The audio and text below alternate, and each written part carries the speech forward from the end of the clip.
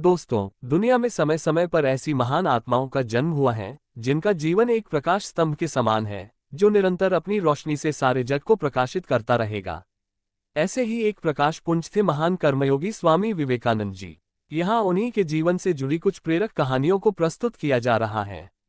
हमें आशा है कि ये कहानियां आपके जीवन को एक नई दिशा देंगी। एक बार स्वामी जी अपने आश्रम में एक छोटे पालतू कुत्ते के साथ टहल रहे थे। तभी अचानक एक युवक उनके आश्रम में आया और उनके पैरों में झुक गया और कहने लगा, स्वामी जी, मैं अपनी जिंदगी से बड़ा परेशान हूँ। मैं प्रतिदिन पुरुषार्थ करता हूँ लेकिन आज तक मैं सफलता प्राप्त नहीं कर पाया। पता नहीं ईश्वर ने मेरे भाग्य में क्या लिखा है, जो इतना पढ़ा लिखा होने के बावजूद भी मैं नाकामयाब हूँ। युवक की परेशानी को विवेकानंद जी तुरंत समझ गए। उन्होंने युवक से कहा, भाई, थोड़ा मेरे इस कुत्ते को कहीं दूर तक सैर करा दो, उसके बाद मैं तुम्हारे प्रश्नों का उत्तर दूंगा। उनकी इस बात पर युवक को थोड़ा अजीब लगा, लेकिन दोबारा उसने कोई प्रश्न नहीं किया और कुत्ते को दौड़ाते हुए आगे निकल पड़ा।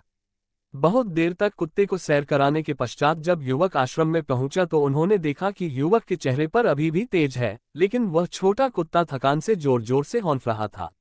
इस पर स्वामी जी ने पूछा, क्यों भाई, मेरा कुत्ता इतना कैसे थक गया?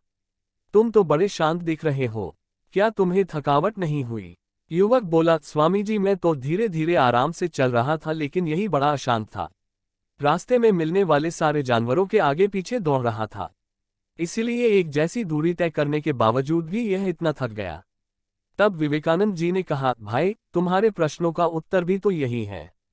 तुम्हारा लक्ष्य तुम्हारे अगल बगल है, वो तुमसे कहीं दूर थोड़ी है, परंतु तुम अपने लक्ष्य का पीछा करना छोड़ अन्य लोगों के आगे पीछे दौड़ते रहते हो और इस तरह तुम जिस चीज को पाना चाहते हो उससे दूर चले जाते हो। युवक उत्तर से संतुष्ट हो गया और अपनी गलती को सुधारने में लग गया। दोस्तों, क्या आपको नहीं लगता आज हम भी इसी कहानी के कुत्ते के समान दूसरों को फॉलो करने में लगे हुए हैं? आपका मित्र फैशन डिजाइनर है तो आप भी वही बनना चाहते हैं, भले ही उसमें आपकी कोई रुचि हो या नहीं। ऐसा करके हम अपनी प्रतिभा को खो बैठते हैं और जिंदगी भर संघर्ष करते करते रहते हैं। इसलिए दोस्तों, दूसरों को फॉलो न करें, अपना लक्ष्य खुद बनाएं और उसके पीछे पूरे लगन से लग जाए। स्वामी जी से जुड़ा एक रोचक प्रसंग है। शिकागो विश्व धर्म सम्मेलन के भाषण के बाद विवेकानंद जी विदेशों में काफी लोकप्रिय हो गए थे।